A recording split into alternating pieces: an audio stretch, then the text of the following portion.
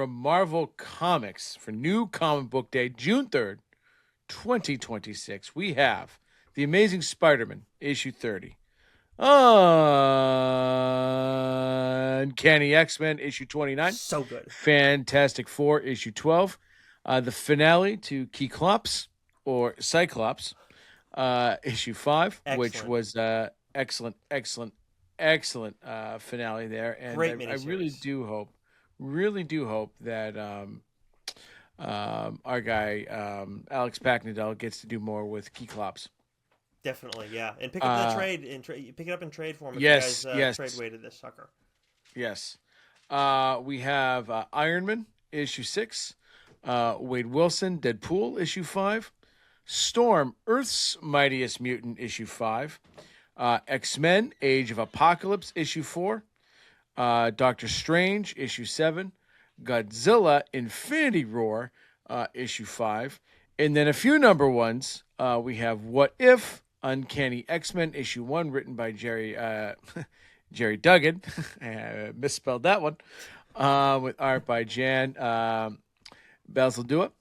We have X-Men 97, Season 2, Issue 1, written by Steve Fox with art by Salvador Espin. So this is getting ready for the next season of Hmm. X-Men 97, which I saw a trailer for. Looks awesome. Oh yeah, Star Wars Rogue One, Jyn Erso, Issue 1. This written by friend of the show, Ethan Sachs, great job.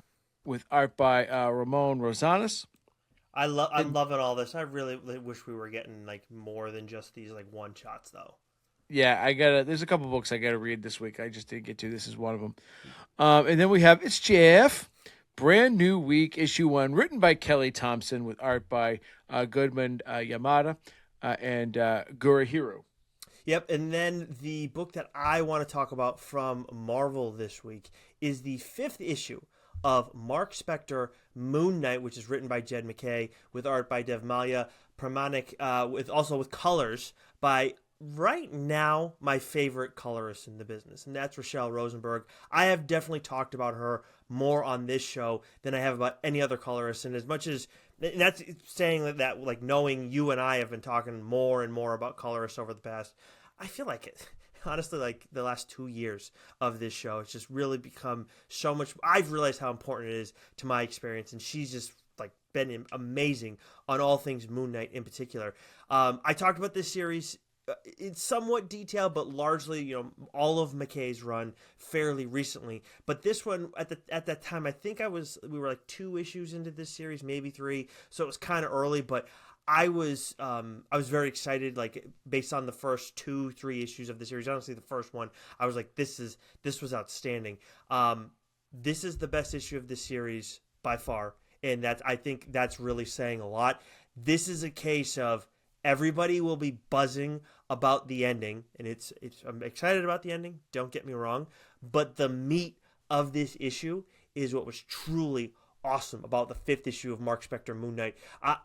The this solidified for me that this is at worst the second best chapter in all of McKay's run. It could end up being the best. I think the best right now so far is his first run, but that was also like 30 issues, so it has a huge advantage over everything else.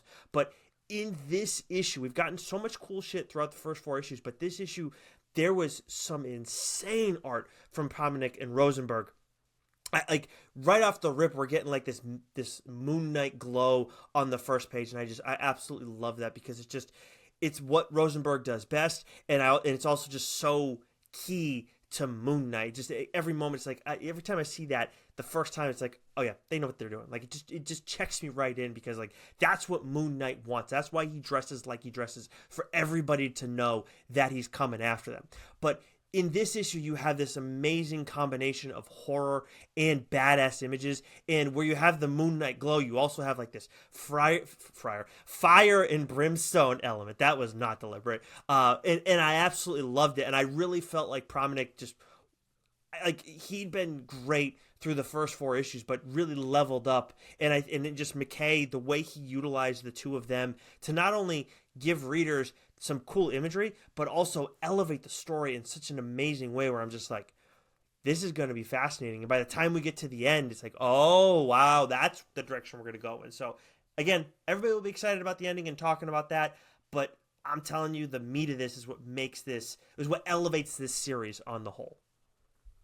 Yeah, yeah, that's awesome. This is definitely something I need to check out. And uh, you, I loved the Moon Knight show, and I read some Moon Knight. I think it was Lemire's, Yeah, Moon Knight. So uh, the fact that you love this so much, I'm kicking myself for not reading it, and I will be jumping on it. I think that you can just do this series if you want to, because there's obviously a lot of other stuff. Like they do a good job of like referring to the other things and respecting them in some capacity, but at the same time, like McKay's just, he's so good at like respecting what's happened before, but moving things forward and only utilizing it and explaining it how he needs to. So I do think it's worth reading all of his stuff. But if you're like, I really want to get going, I think that this, like checking out this run for you, Joe, will be like all that you end up needing to do. You can do a great job with it, and you'll have a good time. It's just, like I said, we're only 5 issues in, very much doable, as opposed to, I feel like if you started at the beginning of everything, it's like 30 issues there, then 5 issues there, and then 10 issues here. Again, I'm not saying for Moon Knight fans not to do that, but I know for you, where you're like, I want something a little bit quicker, you could probably just check this out and be fine, and then maybe ask me a question here or there. Yeah, but so here's the thing. I want to go back and I read all respect of that. McKay's stuff because with this character in particular, there's just so much lore there, and I think there's just so much meat on that bone that I is something I really just want to kind of sink my teeth into and really get a full, appreciation for. Awesome. Yeah, and I respect that. I am very much that same way, so I very much understand that. All right, moving on from Marvel, from DC this week, we got the 10th issue of Batman, Absolute Green Lantern issue 15, Batgirl issue 20, Poison Ivy issue 45. Man, I am so glad that this series has been going on for so long. Justice Society of America issue 20, Adventures of Superman Book of L issue 9, Harley and Ivy Life and Crimes issue 6, DC Sonic the Hedgehog The Metal Legion issue 2, and then we got a pair of number ones. Sorry, we got a pair of number ones along with Justice League Dream Girls, a DC Pride event, which is by various writers and artists. But the 2 number ones that we got, I did check both of these out and I liked them both. Supergirl Survive issue 1. This is by friends of the show Ethan S. Parker and Griffin Sheridan, with art by Rod Reese. And this was a really fun one. This is one where it's basically looking at the destruction of Krypton through Supergirl Kara Zor-L's eyes. I really enjoyed this, and I thought the art too was like really, again, another instance of just like really reflective of how like this is this kind of a sad, sucky like event to go through as this individual, and it shows that so much in the art alone. So is this a one shot or is this going to be like a mini series? Miniseries. Okay, sweet. Yeah. It also like congrats to those guys too, because like you're getting to do a Supergirl thing in the year that Supergirl's coming out. Like that's pretty fucking awesome. Yeah, because didn't they do a one shot recently for DC They had their or was it miniseries. Marvel? They had their Marvel. They had a one shot with the Green Goblin stuff before, Yeah, that's what I was but thinking then of. they Yeah, yeah, also did the Marvel Zombies stuff as well. yeah. Yeah, That's right. Yep. they have been busy bees. That's for damn sure. And then also the Dead Man issue 1 by W. Maxwell Prince and Martin Morazzo, and this was really good. This was an instance, one of those instances of like we got a lot of narration, but very fitting, like very helpful for the whole story, and just like did a lot to help someone like me who like knows Boston Brand but isn't like this big fan. Like never really wanted to sink my teeth into him, at least. Like I really enjoyed the use of narration here and getting to know this character and spend a lot of time in really interesting like what the fuck kind of villain thrown into this mix too. So I highly recommend picking up either one of these. I think the Dead Man might be no, it's we got some other good number ones coming out, but those are 2 quality ones that I recommend for sure. All right, from Image and Skybound, we have Spawn, issue 376. This, of course, is the first issue written by friend of the show, Matthew Rosenberg. We have Rook Exodus, issue 10. The Walking Dead Deluxe, issue 138. She Spawn issue 2. Oh, I gotta go back and read that. Although no, we don't get review We copies don't. for that, do we? Yeah, I Yep. got to buy that one. Mhm. Yeah. You got me, Image. You got me. Ghost Machine, the official guidebook, issue 3. Salmon Twitch Case Files, issue 24. Royals, issue 3, which I believe is written by Derek Kirk Kim, correct? Yes, sir. Yep. And then we have the number one from Image this week is the Transformers, the movie 40th anniversary edition. So this is just a new printing of a very, very old comic. But there's 2 books, neither of which I got a chance to read this week. It's going to be a running theme of the show. I did not read many books this week. But you read, these are 2 books that we both love very, very, very much, Nicholas. Which one are you going to start with? I have to talk about the book that everybody's going to be talking about first, and that's going to be Radiant Black, issue 42. Everybody's already been talking about it. I know Kyle Higgins and Michael Busuttil have been warning everybody, like, if you read this series, stay off the internet. I would say they're right, and I will keep it spoiler free. But anybody who you see like talking about Radiant Black, anybody posting about Radiant Black, like, I would avert your eyes, like, just or ears, like everything. Just be careful because there's some. There is something that they have been teasing for a while, and I will not spoil it here. But Kyle has been talking about it for quite a bit, and he honestly found a way to undersell it, and I love that. And it's one of my absolute favorite things that he and Marcelo and Joe Clark and Michael Busuttil have done on this series. Not just recently. Like, I think all, like, throughout the entire, Radiant Black story, there's a thing that happens in this issue, and you'll know when you read it. Like, it is one of my absolute favorite things that they have done, and I could not be more excited for what's to come next in this series. Oh, I can't wait. I'm just like, it's gonna be the first thing I read once we get off and I'm laying in bed. I'm gonna read that before bed. Dude, I knew you didn't read it because you didn't text me eyeball emoji, or you didn't ask me, did you read Radiant Black? Because you would have. You absolutely would have. It's that fucking good. And then The Lucky Devils, issue 8, Charles Soule and Ryan Brown. This is the penultimate issue of this series, and another one that we've been really enjoying. And I want to say, too, like, this is one where there have been some delays. There have been some health issues with the creative team, and they've since recovered, as far as I understand. But obviously that kind of stuff happens when you're dealing with, like, a creator-owned book. Like, when someone's out, like, it's going to slow everything down. The reason I'm highlighting that is, despite the delays, because we talk about that with a lot of books where it's like, delays and like, why is this happening? And we don't know what's going on. But sometimes when they happen, it's like, oh, it's like really like messing with like our experience as readers. I need to give these 2 guys credit with the Lucky Devils that has absolutely had zero impact on my experience. Each issue has been such a whole meal, and they've done such a good job of like moving so much along between issues too. So it's just everything about it. I think that just really speaks to the quality of this story, and I think in trade form it's going to be great. Furthermore, too, these 2 guys, Soule and Brown, have raised the stakes with each issue, and it's really been mind-blowing to see, especially in the latter half of this series. Somehow, though, in this issue, with only one more issue to go, they raised the bar even more. Because I feel like in penultimate chapters, penultimate episodes, sometimes we see like, okay, like everything kind of comes to a head, and then we get this big development, and then like the final chapter, final episode, issue, whatever, it's like, all right, where is everything now? Like, we're like, some stuff happens, but we're kind of processing things.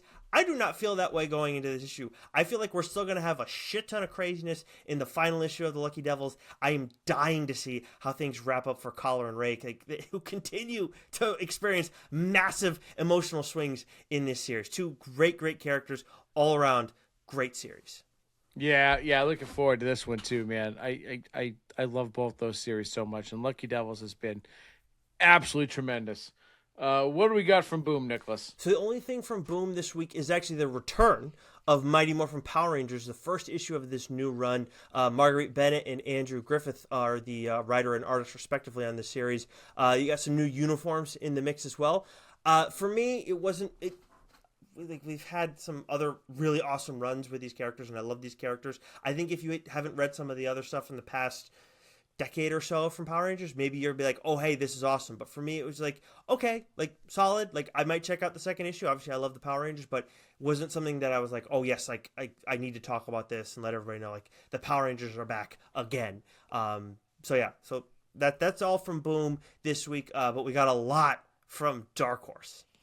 Yeah, whereas you had a bunch of books to discuss from Image, I have a few to talk about from Dark Horse. First up, we have FML issue 8, Frankenstein New World: The Speed of Darkness issue 2, Magic the Gathering Untold Stories Elspeth issue 4, Goo the Prophecy issue 2, Mega Host issue 3, and then we have a pair of number ones to discuss. The first one, Nicholas, is Only the Savage Are Left. Issue 1, written by Zach Kaplan with art by Stefano Raphael. A strange virus has spread across the world, transforming its victims into monsters. The only cure is to kill another infected soul. When a nonviolent young man sets out from the safety of his settlement to find his missing true love, he must face a corrupted world of monsters and monster killers. A dramatic survival adventure that dares to ask what we should stand for in the monster apocalypse. So, talk about being on a heater, right? Zach Kaplan is just, he can't miss. and hasn't, and has been can't miss for some time. And so, I mean, I absolutely loved this first issue. And what I loved is it jumps around a little bit, which can oftentimes aggravate my age-addled brain and make me confused. But it worked really well here. It was a really great storytelling, device. And I love the world that's created because it's got the feel of a zombie apocalypse, but we're not necessarily dealing with zombies. We sort of got these sort of like zombie adjacent monsters, and it's a world where it's very bleak, but there does seem to be like there's some hope there, right? And so we get introduced to these characters that I absolutely loved, and Zach does a great job with character work, and Stefano, visually has created a really great sort of unique, dystopian sort of setting that doesn't feel like every other one, right? And so I thought this was an excellent first issue. I love the way it ended. It's almost like you got a coming of age story in here too, right? Where you've got this character that's just sort of been, just so, what's the word I'm looking for? Like protected, guard, like lived in his little bubble that's safe and sound, and now he's got to go out into the world that exists outside of those walls and try and survive, right? And so I mean, I loved it. I thought it was excellent. The artwork was tremendous. The storytelling is tremendous. So, Only the Savage Are Left, issue 1, from Dark Horse. Yeah, it's funny. You like it says it kind of in the synopsis, but you highlighted it here too. Like, it's very clear that there's a haves versus have-nots situation at play here. But then also, it's like you put it as coming of age. Like I look at it as more like get outside your comfort zone kind of situation. Yeah. Especially with the way this thing ends. But yeah. It's very clear, like some of the issues that we're going to explore here within this apocalyptic situation, and as much as like the apocalyptic stuff was great and the art was awesome and everything too, it's like how this main character is going to evolve and the choices that he's going to have to make throughout the story. That's he's what been growing up. He's going to grow up real fast. Yep. Outside of your bubble, outside your comfort zone, little naivete there. Kid's about to get some sap, if you know what I mean. Yep. Yeah. But what a week from Dark Horse, because we have another book I want to discuss, and that is The Ring, or I should say, The Ring: The Man Who Beat the Man, issue 1. This is written by Gail Simone with art by Elisa Ramboli. The Ring: The Man Who Beat the Man is an exciting action series that takes a look at both the rich history of boxing, like Rich Mahogany, and the mindsets of those who step in the ring. So right away, I got this the vibe of Kyle Stark's Russell Heist, because one of the things I loved about Russell Heist, right, was that like Kyle and his wonderfully, cartoony artistic way was sort of like paying homage to like those old like 70s and 80s wrestling magazines. We get a little bit of that here, a little bit more on the realistic side, but with boxing, right? So Mhm. this is a boxing story, and this is, you've got, you know the way this story begins, it gives me the sense that there's going to be something else at play here, right? Because it's sort of, we're looking at boxing from a very, very early period of time, and then we sort of get to present day. And what we have here, right, is you've got, it's not quite a Rocky story, but you've got a boxer who was once very, very good, who's just sort of hanging on, and then you've got, the Ivan Drago type character, right? Like the Yeah. bear who just can't be beat, a formidable foe. And then you throw in a boxing, an old school, old timey boxing, reporter journalist, being paired with your modern day, new age, reporter who's all about social media and TikTok. And it's a great dynamic between the two. And what I love Yeah. about it is that the old bull, he's like, I see what you're doing. I respect the shit out of that. Yeah, okay, let's do this. Let's go kick the hornet's nest here. And I love that. And Yep. so I thought I wouldn't have expected Gail Simone to write a boxing story, and I absolutely love it. Yeah, the journalist, like old media versus new media element to the story was surprising, and I also really enjoyed it too. Honestly, I was more thinking about, like, as we were coming in, like, oh hey, it's we got the boxing stuff and everything going on, which is just, boxing is rife with like story potential. I know, like there's a lot of different stuff that's happened with boxing through the years, but like, just, you talk about Rocky, and then obviously there's Creed as well. But then we've seen other movies like The Fighter, which obviously is based on true story. Then we have, I really like Southpaw. And there's, I mean, those aren't the only boxing movies, but it's just, for some reason it has that element to it where maybe it's just because it's one man trying to win a fight, and it's just kind of like, that's like, age old story, as basic as it gets, like, and not in a bad way. Yeah. But yeah, it's I really enjoy this. But yes, the journalism element to this too was a nice little wrinkle that was very much unexpected for me And, in and this. and I want Joe Mulvey to know I will keep the bid up, baby. I got that bid for you. Don't you worry. Oh, his, oh boy, oh no, don't no, that's gonna get Joe in trouble if you It start. is gonna get me in trouble. Yeah, for I those who did it. were, I did it unintentionally. Was it last week or the week before? And I caught myself going, "Shit." yeah, yeah, you did. For those wondering, for those who are listening at home as opposed to watching on stream, Joe Mulvey, friend of the show, wants Joe to do his weird pronunciations with creator names, which is a dangerous game.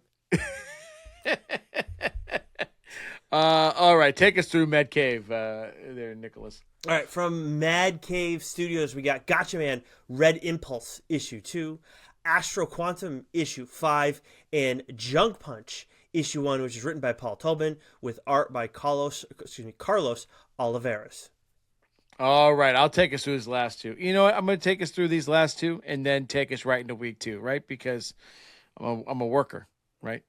From IDW, we have The Twilight Zone, issue 7, Godzilla, issue 11, Event Horizon Inferno, issue 2, TMNT Journeys, issue 10. We have the third issue of The Exorcism at Buckingham Palace. League of Comic Geeks doesn't have any issues beyond this, so I don't know if that is the end or if there's going to be another issue or not. But just a heads up there. Hmm. And then from Oni, right? Here's the third book I wanted to discuss this week. But first, we have Cruel Universe, issue 11. We have Adventure Time, the Pride Special, PB and Marcy's Infinite Mixtape, issue 1, written by Rosie Knight, with art by Ooh, geez. Uh, Evgenia Varelli? Ev, Ev, Eugenia? mm, Mm, Evgenia? Yeah, I'm not sure. Evgenia Varelli? yeah. Sorry. Six, Sorry. six in one hand, half dozen in the other. I apologize for butchering your name. That Hey, was not a there you bit. go, Mr. Mulvey. You're welcome. Yeah. But the book I want to discuss from Oni this week is from our friends DB Andre and Tim Daniel. Don't do Uh, that. I was like, wait a second. Did he fuck up TV's name? God. Oh, this is giving me an DB ulcer. Andre. He's gonna like that too. You know he's gonna He like is. that. He's gonna love it. And that's Estuary, a ghost story, issue 3. This continues to be my favorite series so far of the year. Right there with you. And this is such a haunting book, right? And man, Manhouse's art and Steve Cannon's colors, right? Like I cannot rave about the artwork enough, right? Because the line work is very, very spooky, very, very haunting, but the colors is what really, I think, just gives this book its soul, right? Pun intended. Because it's the way that in this particular issue, especially, right, you have the ghosts manifesting themselves, right? It's this ethereal imagery that just like punches you in the face. Mm-hmm. And from a storytelling perspective, right? Tim and DB really we were talking about this. I can't remember what book it was, last week, where like we get some answers and then we get twice as many more questions, Yeah. right? So this story is really moving, right? Where like you turn a corner, holy smokes, you get some answers. You turn another corner and you go, what is the? Oh, god damn it! So like I say this not because like I say this with the is the utmost compliment is I want the ending and I want it now because I need to see like where this is all going, right? Mm-hmm. Because I want that ending so bad because this has been such an engaging story and we really just I think the art and the storytelling in this particular issue really just sort of come to this beautiful crescendo and where we go from here is anyone's guess, but I know it's going to be, effing awesome. And I thought this was Maris's best issue. The Bay was absolutely slinging it, figuratively and well, how's the term go? Literally and figuratively slinging it. This issue, and I know that's Tim's work because he's a dirty birdie.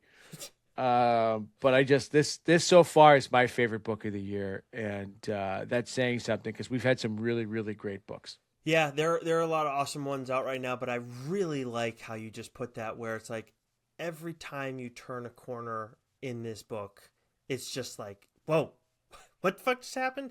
And I love how they've just been leaving just enough breadcrumbs with each development that's happening for you to like come to your own suspicions and maybe be right, maybe be wrong. But then also when something comes out of like it's like in this issue there's a surprising development. It's like Mm. there were breadcrumbs for this, but I didn't see this coming at all. And I love when that happens. So this really has been an outstanding series through these first 3 issues. And I think honestly, the way you put it, Joe, is right. And I feel very similarly. Like I'm enjoying the ride, but I cannot wait to see what the ending looks Mm. like.